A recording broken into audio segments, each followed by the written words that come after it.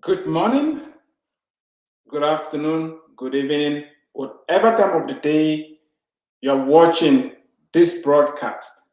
This is Dr. Eric Tangumonkem with IEM Approach, where we inspire, equip, and motivate people to discover God's great potential in them, develop that potential, and deploy it.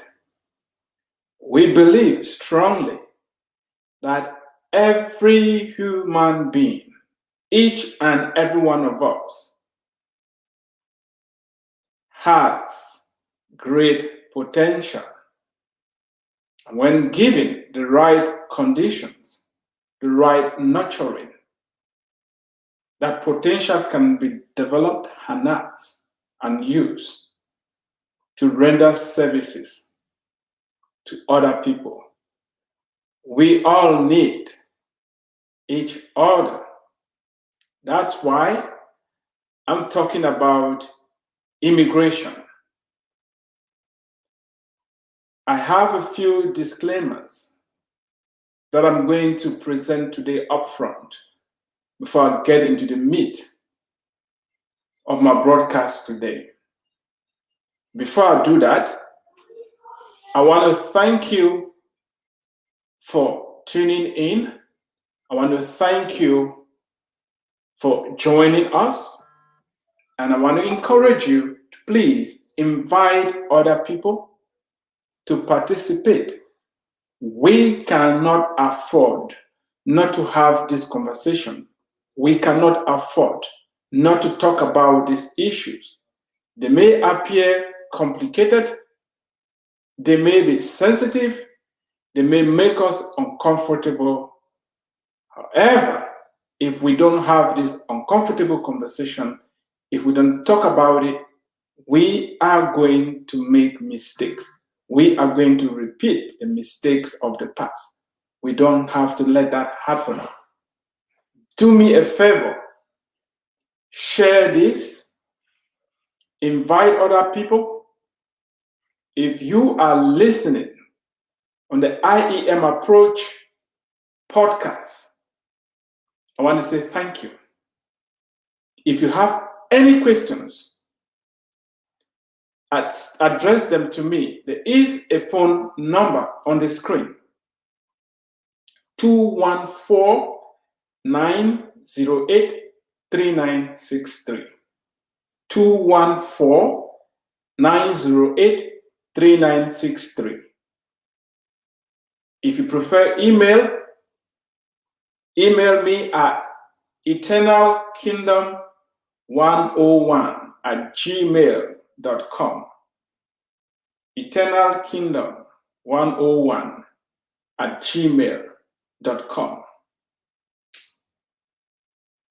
You may be wondering why I'm talking about immigration. And precisely immigration issues that have to do with the United States of America.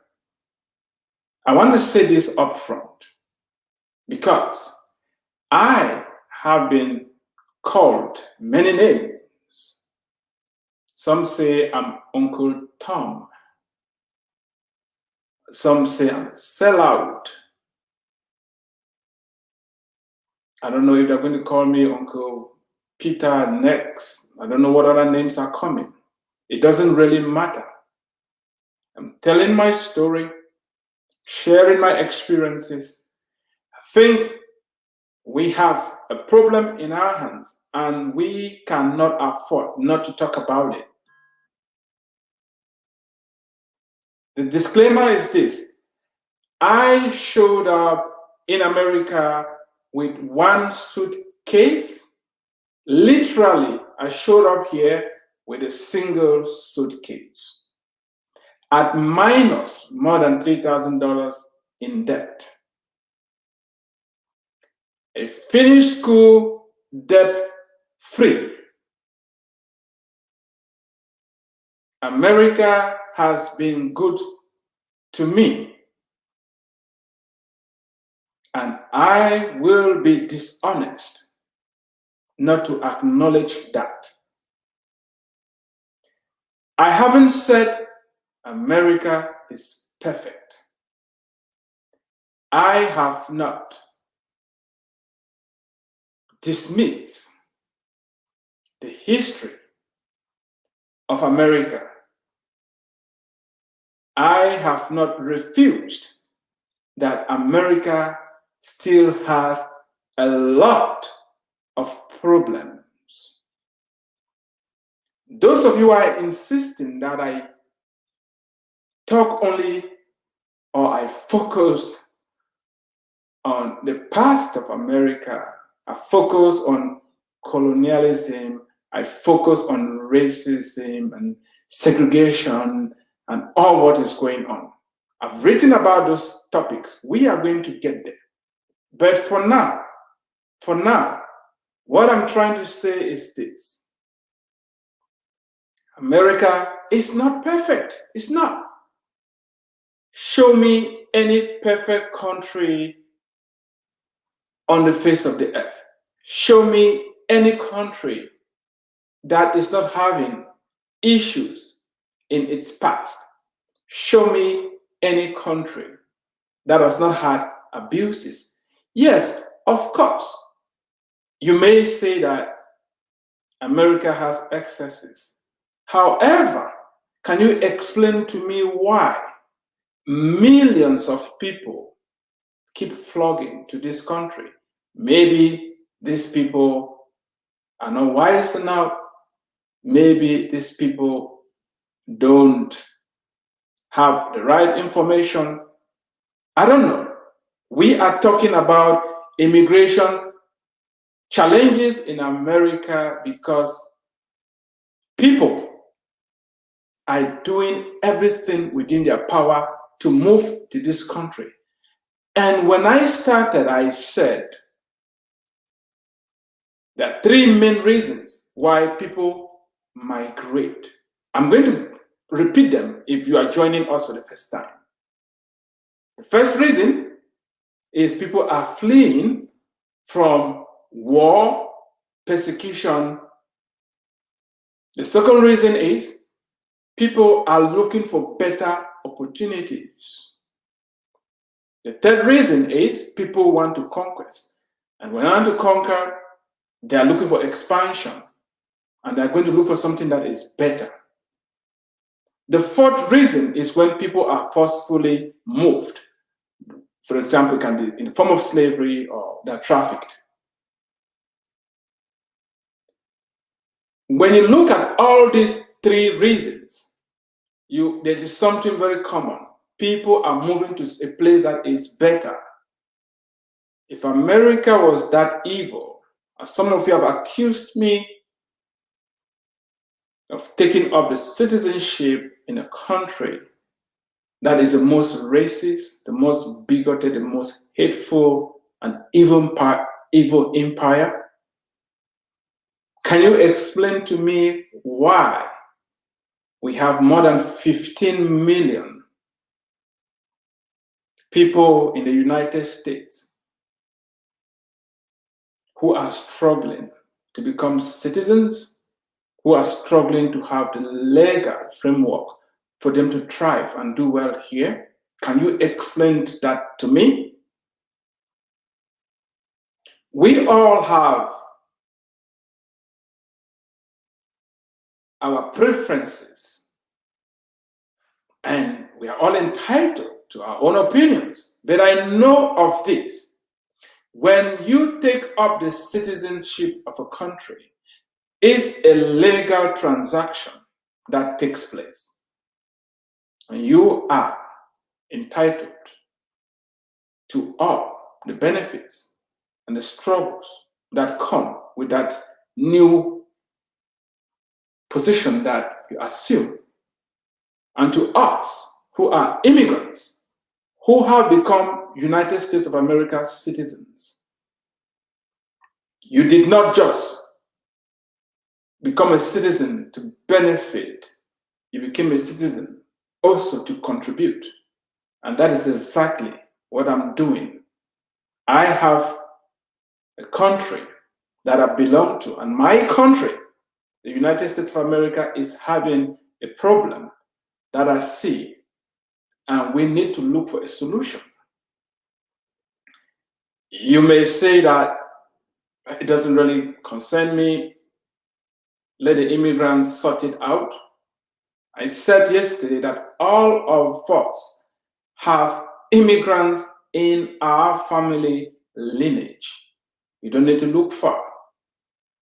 There are people in your family that moved because of the three reasons that I've already illuminated, I've already stated. And immigration will happen whether we like it or not. It's happening, it's going to continue happening.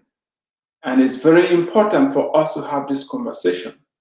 When we have this conversation, it's going to prevent us to make some of the mistakes that we are making when we interact with other people.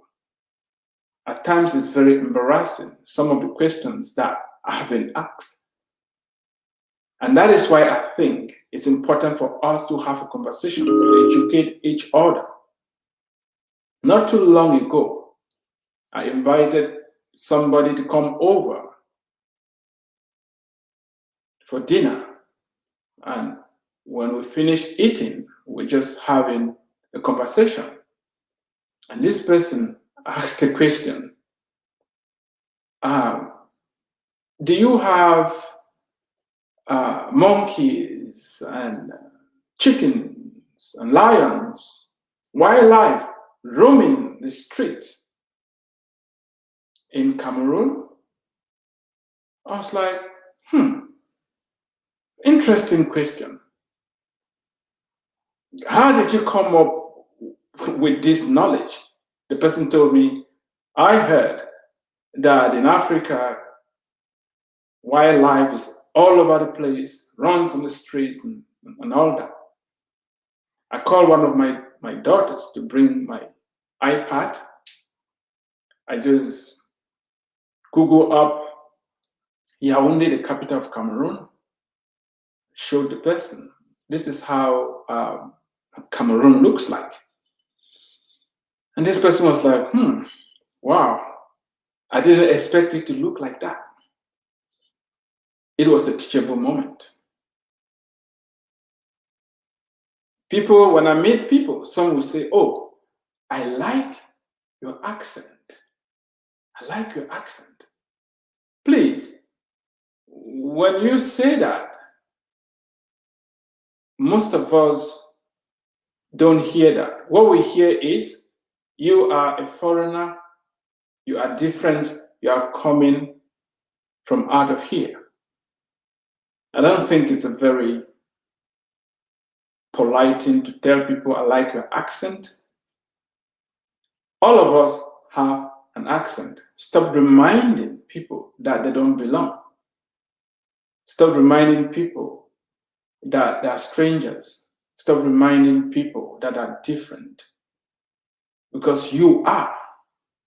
If you were also removed from where you are and taken somewhere else, you're going to sound strange. All of us have an accent. Everybody does. What about the person who asked me when I just got here, do you people have houses in Cameroon? I mean, this person forgot that we have the US Embassy in Cameroon. I say this for us to understand that if we don't talk about these issues, if we don't interact, if we don't have these conversations, if we don't share our own stories and exchange, we are going to continue making the mistakes of the past. And to those of you who challenge me for not bashing America, for not condemning America, can you join me? The way we correct the past is for us not to repeat it. Yeah, it's okay to hold on to the past, but bitterness, resentment, and anger does you no good. The way forward is for us to avoid making the mistakes of the past. And that is why the issue we are facing right now of millions of people that are not documented, of millions of people that are struggling right now because they have broken the immigration laws, we need to solve it. We cannot allow our politicians to keep giving us lip service and not doing anything about it. It's very urgent. You may say, it doesn't concern me. I have my job. My life is going on well. And I really don't care. After all, these people should sort out their mess. Just wait a minute. When these people get sick and end up in the emergency room, the tax money will bail them out. When people employ them and pay them substandard wages and exploit them, and they fall sick, you are going to cover up the rest of the cost. And that is why we must, all of us, join arms together, fix the system, and make sure that these people are not being exploited, and that will have all the loopholes for the people to come in here, live in fear, live in bondage, and some of us are exploiting their labor and not paying them right, giving them no benefits because we know they don't have any voice. Two wrongs will never make a right. What is the way forward for us? How can we solve this problem?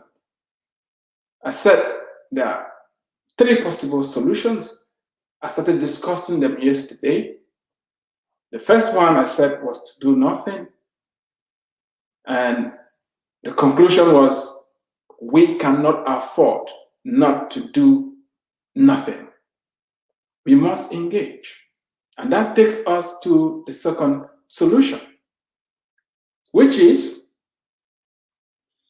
round up all these millions of people, send them back wherever they're coming from. They have broken the law and they deserve to be sent back where they're coming from. They've not been law abiding, and to get rid of them, just round them up. Every single person here that has violated immigration status, they haven't kept their own part of the bargain, we should round them up, send them back to wherever they're coming from. While this is very appealing and makes a lot of sense to some people, we need to take a step back and ask ourselves, are we trying to say that these people don't have potential? Are we trying to say that these people cannot contribute and make the country better if given a chance? Are we trying to say that these people have nothing to offer? What about those of them who have children, and these children are US citizens? Do we want to separate the parents from the children, or want both the parents and the children to be deported? Is that the direction we want to go? Yeah, if we go towards that direction, bundle up all the families, send them out of the country. Remember, they have US citizens. When they go out and the children become of age, they are going to move back here. And when they're coming back, they will have a lot of issues to deal with. Do we want that? Do we want our citizens to be raised in some other country and then brought back and replanted? It doesn't really make sense. When I came to the country initially, my computer skills were zero.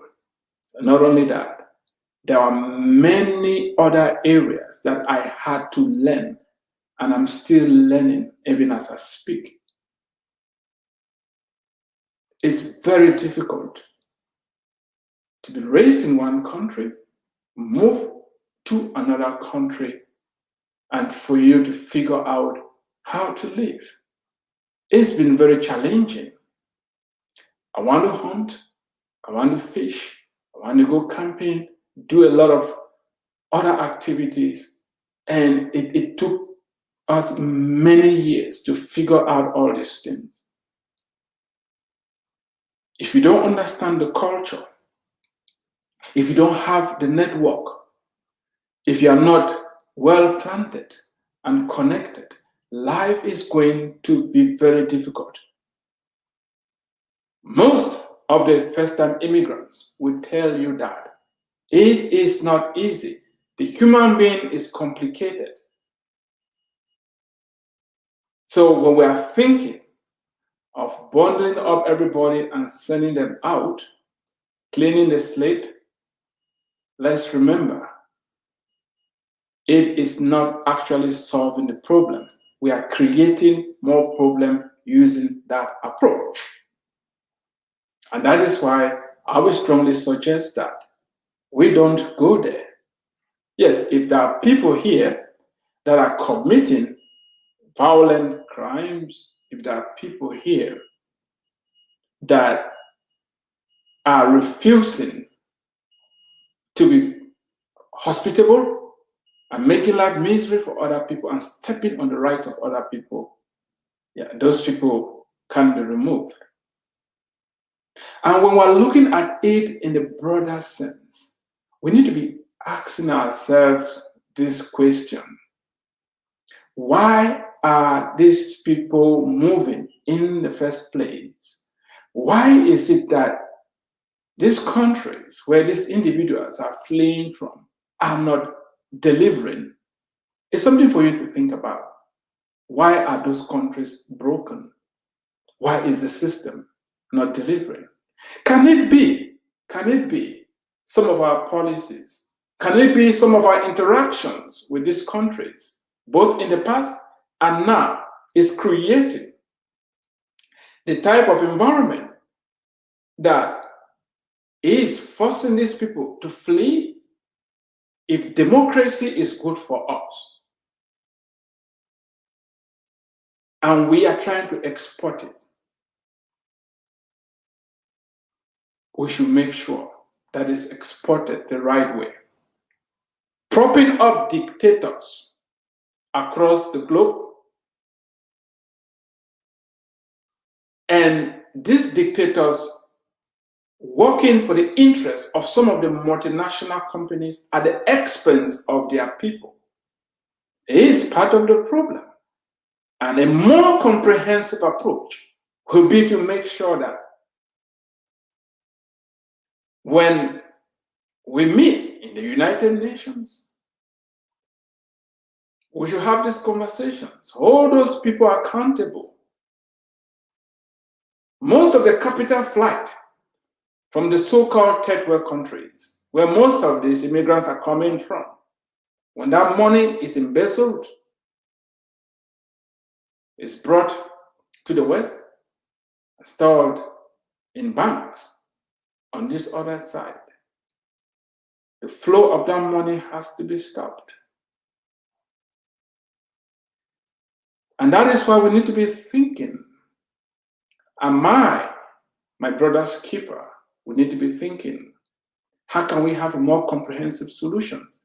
The world has enough resources to take care of all of us. The limitation mindset, the I am better than you mindset, has to be eliminated. We need to empower people to identify their potential, what they're already having, rise up to the occasion and start using it. That is a more long-term solution. Unfortunately, some of us have vested interests. We want to keep other people down and exploit them perpetually. That will stop. That has to stop. That must stop. if we want a solution that is sustainable. It's very easy to turn on your TV and you see Africans stranded in the Mediterranean Sea trying to cross over to Europe. And you wonder what is going on. But if you want to see the bigger picture, you must factor in colonization and neo-colonialism. You must factor that in and see that if we don't address the exploitation that is going on right now of the natural resources in those countries that are benefiting just a few people, people are going to flee because the wealth is being concentrated in some specific places. That is a bigger discussion that I'm inviting you for us to have. I remember a colleague asked me, why is it that Africa has so many resources and yet the people are very poor? I told the guy, there's a long and a short answer. We are going to get into that. We are all connected. We share this planet. And it's highest time for us, not just to try to preserve what we're already having, but to think about empowering other people to reach their full potential. I've said the solution of bundling up everybody and dumping them wherever they're coming from is not a viable one. Now we're left with, we should just give citizenship to everybody that is here and just move on. That is something we're going to discuss tomorrow. That too has its own pitfalls. Hopefully, by the time we end this discussion, we will have come up with something that is comprehensive, that makes sense to all of us, and that can be implemented. And I'm going to be calling on you to get involved because we cannot afford not to do something about it. I want to thank you so much for listening to this broadcast today. I want to thank you for sharing. I want to thank you for your comments. I want to thank you for joining me on this quest to find a workable solution that will benefit all of us. If you like what you've heard, I have some resources here, and they can be deeply discounted if you want large quantities. Reach out to me, work something that's going to be profitable to all of us. There is a book here from Cameroonian to American citizen, A Journey of Faith. There is this one here. Welcome to America, 52 proven strategies that will position you to excel as an immigrant. Every immigrant should have this book. It's going to help all of us. I have my very first book that I wrote, Coming to America, A Journey of Faith. Powerful, powerful testimonies in there of answer to prayer, of God making the impossible possible. I strongly suggest you get this, ready to share it with other people.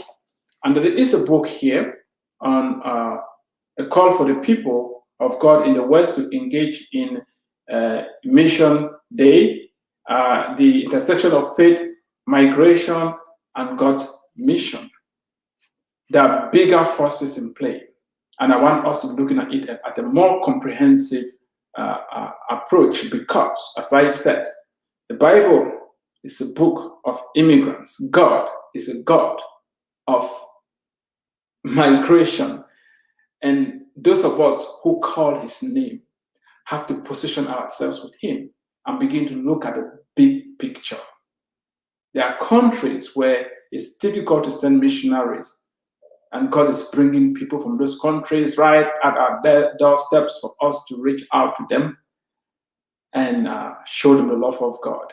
We are going to talk more about this as time goes on. But for now, I want us to just focus on coming up with a solution to help the millions of immigrants that we are, of millions of people that we have in the country right now that are struggling. Thank you for watching. God bless you. You've been listening to Dr. Eric Tangumonkem with IEM Approach, where we inspire, equip, and motivate people to discover God's great potential in them, develop that potential, and deploy it. Until next time, God bless you.